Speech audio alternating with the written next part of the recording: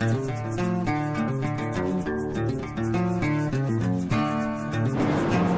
back to Finnigan's Farm, welcome back to our YouTube channel, and welcome back to our Workshop Wednesday. My name is Paul, and this is our team. Hi, I'm Sean Keogh, and I'm the apprentice mechanic. Hi, I'm Mick, and I'm the mechanic.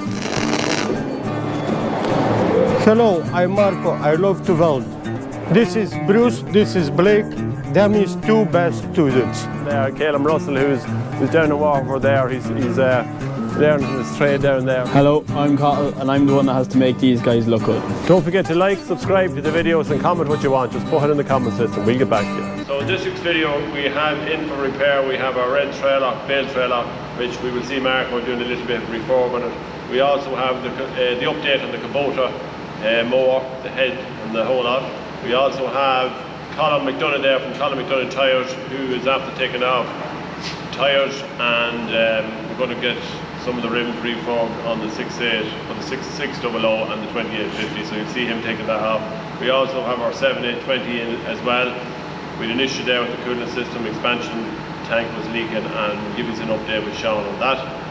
The Manitou is also in for repair. I think we have the wiper and the window washer is now working, and we have an issue there also with the 7710, which wouldn't start the other morning. So we'll crack on. First of all, we'll go to the Marco first. So today we have our Bale trailer, our box trailer, depending on how we do it. It's a cut down step frame. It was a step frame lorry body, and we got it cut down and got it made in, so it's ready for the tractor there. The drawbar and everything built into it there now. The back end of it was a little bit shoddy here behind, so Marco decided he got a bit of Aluminium check plate. Job done. Yeah, good. So he just covered it over. So it was a little bit tatty in at the back, and we covered it over. Lights are working. Mick put extra lights here on the end of it for the hazard lights there. They'll come on there when the lights, indicator lights come on. These all turn on there. We'll turn them on there now at the minute, but they're not on.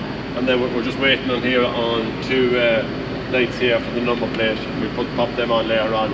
So at the back of it then, we just kind of painted this red, and we put a chevron yellow, just to give a little bit, draw a bit of attention there, that you can see the back of it quite easily there. So as you can see, it just smartens up the whole back of the trailer and turns into a better job anyway. Then we have our box here for our straps. This is the original box that was on the truck there when first, as you can see, it's completely gone. Yeah, so we had looked at it, we didn't know what to do. Marco said we might put a bottom into it, but we actually took it asunder. It was in bits. Yeah, so we had a new toolbox. We have a couple of them upstairs, so we always kind of keep for, you know, every time we get a trailer in, we like to put a box in it there for straps, just to keep them neat and tidy. So that box was upstairs, and what, you put a frame there? Yeah, I make frame. Yeah. Make frame. Just and then here we put at least the whole 6 or 8 straps in the box, and we have our strap winder, which is good job, isn't it? Oh yeah, good job. Yeah, great job there. So strap winder there. So we're just going to get the straps there, put them in along with it there, and clip it off. As you can see, I have the chain here just for holding the bits, and then you can see right into it. The only thing we didn't do, we must get on to Mick. What do you not do? Lights. Yeah. So you need to put a light in it, because we need to see in the dark, because you're not always going to be routing when you're during the day. You can be out at night as well. So a little light coming from the power there from the tail light, a little LED one sitting in there would be a good job there for the drivers there at night when they want to strap up. So yeah, very handy there. It's not overly heavy, the box, but it doesn't have to be. It's aluminium. It's aluminium, yeah. Yeah, it's like box. Yeah, so it's not going to rock, not like this one here. This is a big heavy steel box. It was purpose built alright, but as you can see over there, with the spray coming from the wheel here, it just sprayed up and rotted out of it. So that's the toolbox. We also cleaned up the side of it there. I done a bit, Cahill done a bit, we cleaned the side of it there, and we cleaned the headboard on it as well, and it just freshens up the trailer, gives that little bit of a lift there, so it looks more presentable now than it is. So this is the story again of the Kubota mower. Again, it's been very testing here with us, and it happened so that we sent the head away to get Into Mark Daly and Gala Engineering. And Mick can give the good news, won't you, Mick? Yeah, straight away Mark looked at it and said, I think that's cracked, and he pointed to that. Right up the light on, just around there. The minute he looked at it, it must be a problem with it. So that would maybe account for the little bit of pitting that's on the top Yeah, of that. the coolant, antifreeze and water going into it. I don't know, as far as I remember, it's a mix with the sulfur in the diesel, combination of the two, sulfuric type acid, that's where you get that pitting. Right. How it got in there, don't know, but it could be historical. Yeah, or it could have came across. It's possible, whether it could get back into the manifold with the suction, I don't know. Yeah, so anyway, that's the story with the head off. If anyone has a head for a Kubota mower, we greatly appreciate them. If you give us a shout there, because we don't know what we're going to do with it. I presume it's not going to be a cheap fix, so it's not. No. A head for that don't be costly enough. We might see, can we source even a second-hand head for it, and that would probably get us out. So look, that's the story of the Kubota mower. So if we just say, if it's in here with a small job, and end up with a big job. That's Later on we find out that the thing has been overheating and losing water. We were told it wasn't. yeah, well you see, You need the information starting on the job. yeah, so the historics is really important, very important when it comes to a job like this. But anyway, we'll not worry about it. We'll get it sorted anyway, that's the main thing. So today we've Colm McDonagh here from Colm McDonagh Tyres. Come up here to take some of the tyres off these rims. Now these rims, the roll rims are off, some of them are off the 2850 that we have up there, and some of them are off John Deere 6600. So there's always probably going to be issues. We're not sure. I want to get the tyres on the rims shop last and painted up. But first of all, we'll flip the tyres. It's come along here with a tyre changer, and it's going to show us maybe how all this works. Because years ago, what would have been tyre levers? Manual and labour. Yeah, yeah. By hand, you would get in a workshop the machine. But my type of work was as field and yard work. I wanted one of these with me. Yeah, so we could bring the tyres to you, but now you can actually come and we can have the tyres here. Yes. And you can slip them down. So the tyre changer will take a big wheel, small wheel. It will go from 16-inch to 42, but the row crop 49s I can get on it as well. That's why the roof is as high as it is. Yeah, so to accommodate the higher tyre. So this is the purpose bit. The purpose bit Yes. is so you can accommodate the tyre changer, a little bit of height then for changing. His wheels are actually getting bigger and wider, aren't they? And Colm's not getting this on. And Colm's not getting any younger, like so. Yeah, we'll show you how this works. Yes. Okay. Go for it. Now you can see on this particular rim, when we're going round to it, there's a little bit of damage on it, but look, you'd expect that. How old is the tractor, Paul? Yeah, well, As you can see there, Yes. there's a whole grip here on the inside of the rim. Just spin that'll that round. accommodate, that'll go right down to Yeah. maybe a 6-inch radius, Yeah. right out to maybe a 24. Yeah, so it just Yes. widens out then. Then with the arm comes in at the back of it, then it has that kind of a cutting edge on it. Just number one to break down the tyre, and number two then when you Push it off the rim. push it off the rim as well. Now when we got this far in this one, as you can see it's two. Yeah. And as we At were the saying, yeah, some of the older tyres will always have probably tubes in them, won't they? Yes, yes, because for different reasons, maybe a rim got damaged or a tyre got damaged, the only way to keep life and everything was put a tube in it. We're not too concerned about these tyres because the tyres are completely bald anyway, so it'll be getting a new set of tyres. But we just want to see is can we salvage any of the rims there before we bring them off to get the shop last. That's the tube out. That's the tube out. Now, Then we get the tyre back up in position and push it off, and we give the outer ring an inspection. you're not too hopeful no, now. no, I'm not too hopeful on this one now at all. We look at one we're after taking off previously and line them up together. So how long are you at this game, Colm? I'm at this game coming 30 years. Yeah. I remember you coming here first. Yes. That's not today, yes. No, it's not. No, it's the late 90s, 98. You've also, Stephen is involved as well on it, on your own. He is indeed. He's just started with me now maybe 10, 12 years ago. Yeah. But he always had this eye for it. He always wanted to do that, even though he's a qualified mechanic. Yeah. He likes this type of work.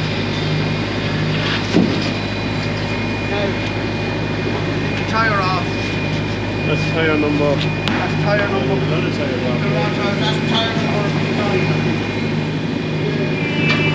Put this arm up out of the way. Paul, the rim, that's the outer ring and that's the plate. Yeah. So And they are bolted on. Yeah, if we were bringing these to aggregate, we'll actually take them off here because it just gives the better when they're respraying them. Yes, it does, because if you don't get the shot blast in here, the rust will start coming out. So, yeah. And you can often see that. I know guys do the tractors up and they look great and the wheels will look good, and then after a couple of years then you see them start weeping here, these points here, so we just take them off. It's a little bit of work and they'll probably be seized, but and put a fresh look back on, it looks a lot better. A bit of damage there, Colm, on it, isn't it? As you can see, both rims are at 24-inch wide. That's 13 points, that's 16.9. Yeah. That's the width for B2B. Now on that one we can see we're in good condition. We'll probably be able to make that tubeless. We just have to check that the air is not getting out through the tyre. Yeah. And also that the hole here, there isn't too much pitting. Yeah, so this rim has been off the 66 John Deere 00, so it's just not as old as the one off the 2850. And as you can see, like, it still has the purpose of the grips here, Colm, you explain that. The purpose of the grips here is to stop the tyre slipping when you go into high torque. Yeah. You have to have that, because if you don't, the tyre will slip on the rim, which you don't want. No. That's no good. That kind of disappeared here on this one. Well, when we start on this one, well, obviously there's no grip to this because it's probably an high top tractor. There's just a normal rim that's on it. But if you were getting rims done up, it's great if you get that on it. Yeah. Because if you do want to pull something, your tyres are never going to slip on the rim. But this is unlikely ever going to be pulling something that heavy. It's never going to plough. No. Now, as you can see, the rim is damaged here and here. But I think those are cracked. Look at them, you see. That's just broke away there. I wouldn't recommend that. It never go tubeless. Whether it be tidied up enough that we can actually use it again. So there's nothing really to salvage out of that except maybe the inside. I think so. Yeah. Yes. For safety's sake, I think there's no choice other than put a new outer ring on it. Yeah. Okay. And then when you have the new outer ring on it, everything's fine then to go back tubeless. Long term, it's cheaper to make a tyre tubeless than have a tube, because the tube and the tyre irritate the tube and you're going to get more punctures. Yeah. So in time they're going to cost you more money than if you just make it tubeless at the start. The non-new tractors coming out with the tubeless anyway. They're tubeless anyway, because a lot of the time there isn't a tube made that particular size. They always want the tubeless, they never designed the tractor to have it. Good to see you. Thank you, Paul. So over here with Sean. We have an issue here with the 7820. The other day we kind of left it overnight. We seen a little bit of a leak in the ground. Done a bit of investigating. Mick put the coolant pressure tester, didn't he? Yeah, we put the pressure tester on, but we didn't even need to. Didn't even need to use it because there's a pipe running down from your water pump there, and you can actually see in there where the light is. It's wet, but we were thinking, oh, did the pipe go hard? No, it was the seal around the pipe. So obviously that gave way, and it's a massive leak. When we checked it first, it wasn't a drop. Yeah, so when we actually tested the expansion bottle, there was nothing in it. Well, very little in it, probably just at the bottom of it. Yeah. But it wasn't leaking. Well, as you can see, now we did say we'd take it off, then we could get repaired with the plastic welder, but it just wasn't worth the grief because it's in around the €100 mark just to get it. So we're just going to take it off here. We have a new one over there on the workbench there, and we'll just replace that because on these tractors, probably one of the most important things to have is your cooling system and your expansion tanks, everything just completely faultless on it, do you know what I mean? So that's what we're going to do on the tractor. So that's really it on it, like we were just kind of, and we just seen it by chance there, we kind of checked it again, check the levels again. That's all we're doing. Because it's only a fresh tractor we have in, just small little leak, and as Mick would say, when it gets very hot then, you wouldn't even see that leak on it because it just would evaporate. So we're going to change the expansion bottle on it. Alright.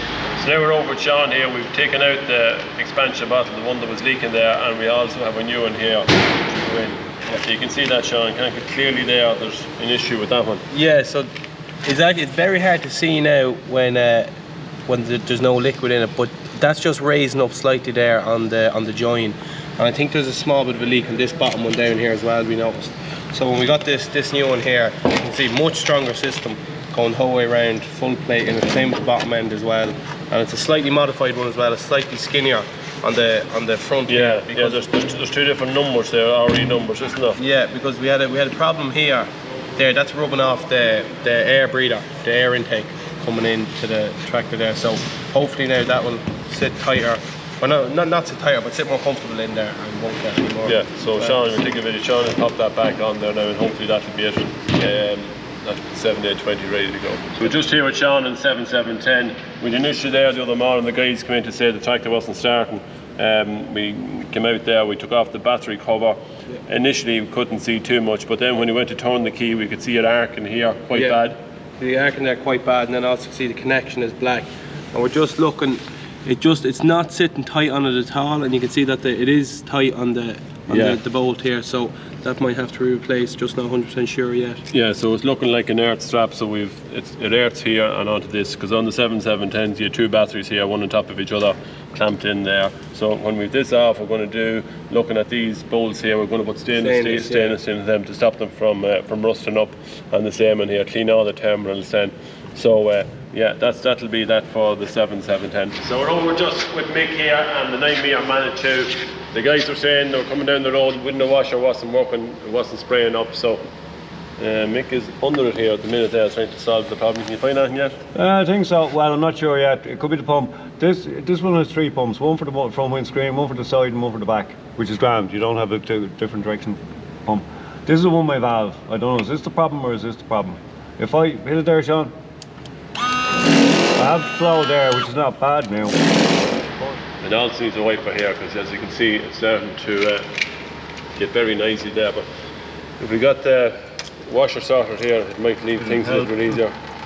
So look, if we let him walk away there, he's happy enough down there, he seems to be sitting. Try there, Sean. A handy tip to do there was your old tubes there that we took out of the 6600, the John Deere tractors there. You see there, not really much addition there, they're kind of need to be thrown out, but for that you can actually cut strips off them. Down here, Mark, Yeah, put strips off. what do you use them for? For this back linkage, keep it and nice to be stopped banging on the road. Yeah, they're actually ideal for this, and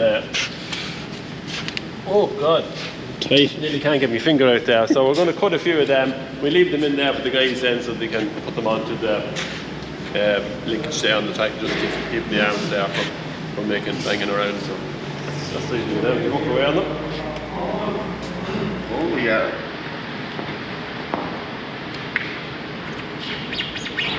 Thanks everyone for watching this week's Workshop Wednesday. I hope you all enjoyed it. Don't forget to hit the subscribe button there, won't cost you anything there. If you have any comments there, even on the Kubota or anything that we've done today, just put them in the comment system, we'll get back onto them. So we'll see you all next Wednesday.